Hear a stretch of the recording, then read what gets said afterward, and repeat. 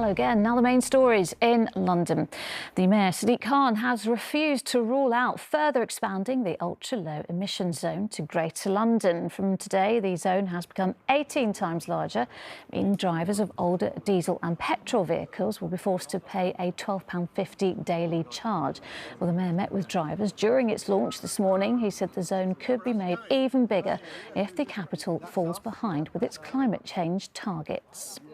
This expansion will lead to all of London seeing a reduction of 30% of nitrogen dioxide.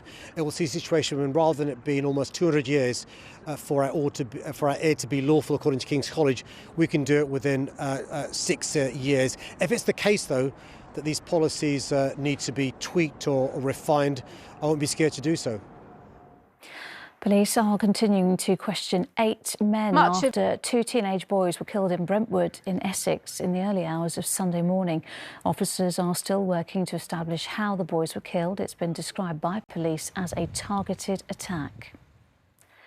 Lawyers at the Grenfell inquiry today blamed systemic failings for the fire, saying that residents complained about safety at the tower block only to be ignored. Representatives for the victims made their closing statements for the third phase of the inquiry, which examined the management of the tower. Well, lawyers said a culture change is needed by authorities over fire safety. Residents having to raise the alarm is an indicator of systemic failure. The issues highlighted by Grenfell echo beyond it and more broadly across the housing and fire risk assessment sector and demonstrate the need for adequate focus on safety. Environmental protesters from Insulate Britain have targeted Canary Wharf as they restarted their road blocking campaign. Demonstrators blocked the Limehouse Causeway, with others targeting Liverpool Street and Bishopsgate at rush hour. Some glued themselves to the road while they carried out their protest despite injunctions, which could mean they could face prison sentences.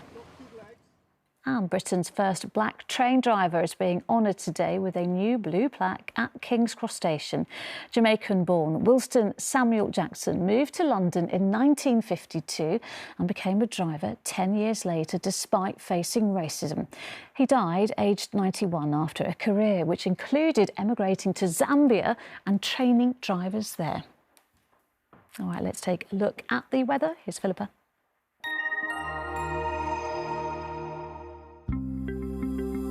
Making the most of it, whatever the weather. Octopus Energy sponsors ITV London weekday weather.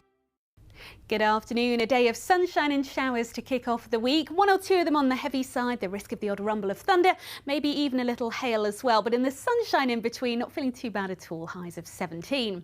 Now the showers will fade away fairly quickly this evening. Overnight tonight, lots of dry weather, fairly clear skies.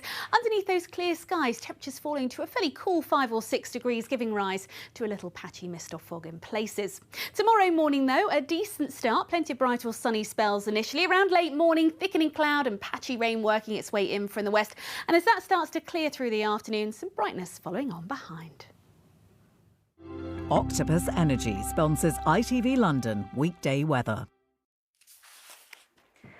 And that is all from us for now. Ron Kay is here at 6. Until then, enjoy your afternoon. Bye-bye.